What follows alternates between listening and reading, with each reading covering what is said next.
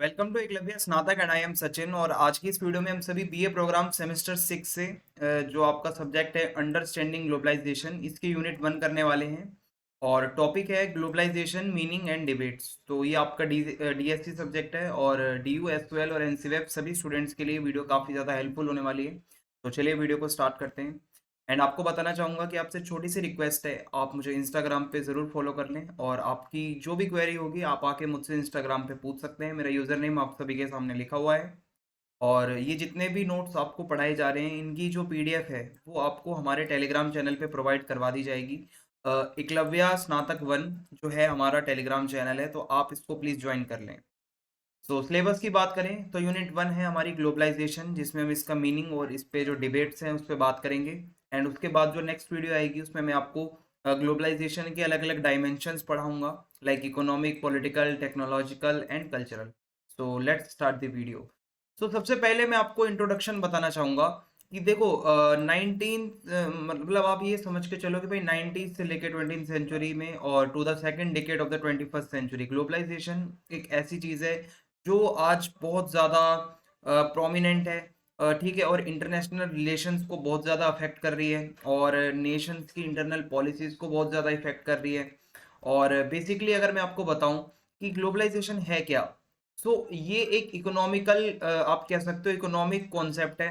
But इसके political, cultural, technological भी dimensions हैं, ये चीज़ आपको याद रखनी है। और ग्लोबलाइजेशन का मतलब आप ये समझ सकते हो कि ज्योग्राफिकल बाउंड्रीज ना होना, यानी कि जो ज्योग्राफिकल बाउंड्रीज होती हैं एक दूसरे देश के बीच में, जो एक बाउंड्री आती है वो बाउंड्री हटा देना। यानी कि आप किसी भी देश में जाके अपने आप को ले जा सकते हो, आप वहाँ पे ट्रेड करो, आप वहाँ पे अपना कल्चर फैलाओ, है ना। आप वहाँ पे उस देश के नेताओं के साथ, लीडर्स के साथ बातचीत करो। सो ये क्या है कि every nation establishes it's relations with other Nations. आप अपनी बाउंड्री से बाहर निकलकर दूसरे देशों के साथ अपने रिलेशन बनाइए। It is all about globalisation. So अगर हम प्रेजेंट एरा देखें तो ग्लोबलाइजेशन क्या है कि मतलब ये सिर्फ इकोनॉमिक एक्टिविटीज से नहीं हो रहा है। ग्लोबलाइजेशन आपको कल्चरल एस्पेक्ट में भी देखने को मिलेगा, इसका पॉलिटिकल सिनेरियो भी है। बिकॉज ऑफ ग्लोबलाइजेशन हम ये कह सकते हैं कि नेशंस के जो डिस्टेंस है वो कम होते जा रहे हैं। अब क्या हो रहा है कि भाई मतलब एक मार्केट वाला सिस्टम हो चुका है पूरी दुनिया में कि कोई भी देश किसी भी देश के साथ जाके ट्रेड कर रहा है। ओके, और हम कह सकते हैं ग्लोबल विलेज बन रहा है ग्लोबलाइजेशन की वजह से। ग्लोबल विलेज मींस जहां सारे जितने भी देश हैं, जितने भी नेशंस हैं, वो आपस में एक हो रहे हैं बिकॉज ऑफ द ग्लोबलाइजेशन। अब मैं आपको ग्लोबलाइजेशन के कुछ बेसिक फीचर्स बताने वाला हूं। तो सबसे पहला इसका बेसिक फीचर है कि ये ट्रेड को बढ़ाता है। देखो, ग्लोबलाइजेशन से क्या होता है, इंटरनेशनल ट्रेड बढ़ता है और आप एक दूसरे नेशंस के साथ में ट्रेड करते हो। ठीक है, ट्रेड बैरियर्स हटते हैं, टैरिफ, कोटास, रेगुलेशंस, ये सारी चीजें हट जाती हैं। जब एक बार ग्लोबलाइजेशन आता है ना, तो उसी के साथ साथ लिबरलाइजेशन भी आता है। आपके जितने भी ऊपर से टैक्स होते हैं, टैरिफ होते हैं, वो सब हट जाते हैं जब आप ग्लोबलाइजेशन के साथ ट्रेड करते हो। इन्वेस्टमेंट फ्लोज, देखो ग्लोबलाइजेशन से क्या होता है कि इन्वेस्टमेंट बढ़ती है। फॉरेन कंट्रीज आके आपकी कंट्रीज के अंदर पैसा इन्वेस्ट करती है। ओके, और क्या होता है, कल्चरल एक्सचेंज। जब हम ग्लोबलाइजेशन की बात करते हैं तो दूसरे देशों का कल्चर भी हमारे देशों में आता है। फॉर एग्जाम्पल, अमेरिका, अमेरिका की ब्लू जीन्स है वो वहां का कल्चर है, बट आज अमेरिका की ब्लू जीन्स पूरे दुनिया में पहनी जाती है।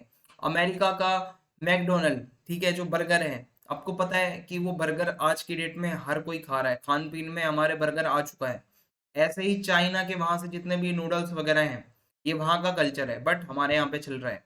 चाइनीज शूज होते हैं, ठीक है, चाइनीज टी शर्ट्स होती हैं जो कि पूरे दुनिया में चल रही हैं। ये क्या है, ये वहां का कल्चर एक देश से दूसरे देश में जा रहा है। इट मीन्स ये कल्चरल एक्सचेंज हो रहा है। It means this is globalisation.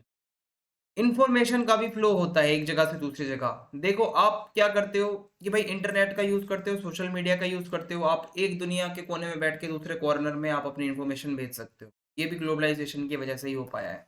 Labour migration, देखो ग्लोबलाइजेशन की वजह से क्या हुआ है, माइग्रेशन बढ़ा है वर्कर्स का।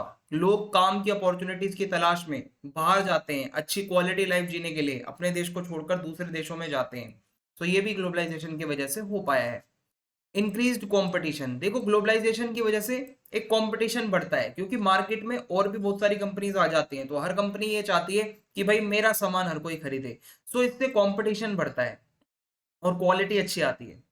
पॉलिटिकल इन्फ्लुएंस भी होता है। देखो ग्लोबलाइजेशन से क्या हो रहा है, एक आप कह सकते हो इंटरनेशनल इंस्टीट्यूशंस बन रहे हैं, जैसे यूएनओ है, ठीक है, वो क्या है, ग्लोबलाइजेशन की वजह से ही आप कह सकते हो कि बन रहा है, क्योंकि सारे देश लगभग 193 कंट्रीज हैं यूएनओ के अंदर, 193 देश मिलकर एक साथ दुनिया के लिए काम कर रहे हैं। सो ये ग्लोबलाइजेशन नहीं है तो और क्या है, समझ रहे हो आप, तो यही ग्लोबलाइजेशन है। अब मैं आपको कुछ डिबेट्स बताता हूँ ग्लोबलाइजेशन में, जो मुद्दे चलते हैं जिन पे बहस होती है।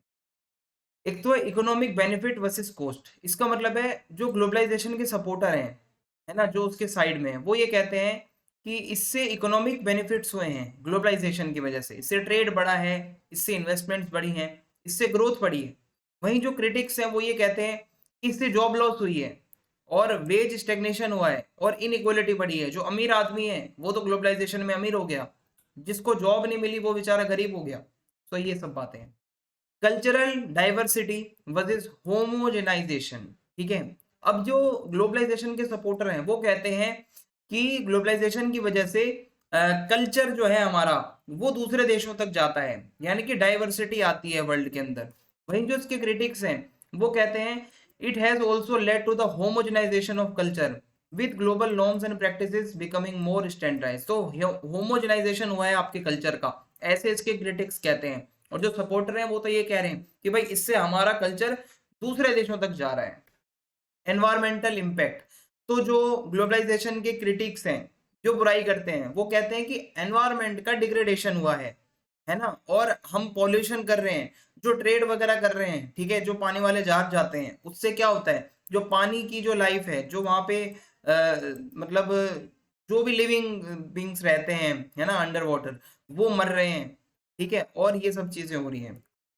पॉलिटिकल सोवर्निटी, देखो कुछ क्रिटिक्स ये कहते हैं ग्लोबलाइजेशन से क्या हुआ है कि आप ये मान के चलिए कि that globalisation has eroded the sovereignty of a nation states, क्योंकि as international institutions and transnational corporations exert greater influence over national policies. देखो हुआ क्या है, एक देश पहले जो अपनी सोवर्निटी, अपनी खुद की पॉलिसीज बनाता था, अब वो अपने को ध्यान में रखते हुए नहीं, यूएनओ जैसा कहता है या ग्लोबल इंस्टीट्यूशन जैसा कहते हैं, उनको ध्यान में रखते हुए अपनी पॉलिसीज बना रहे हैं। तो ये भी एक इफेक्ट है।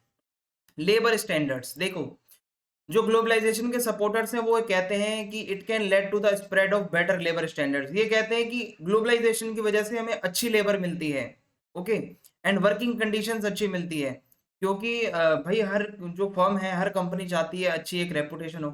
वहीं जो इसके क्रिटिक्स हैं वो ये कहते हैं कि it can also lead to the exploitation of workers. ये कहते हैं कि शोषण हो रहा है, मतलब जो वर्कर्स हैं उनके साथ बहुत बुरा हो रहा है, ऐसा ये मानते हैं।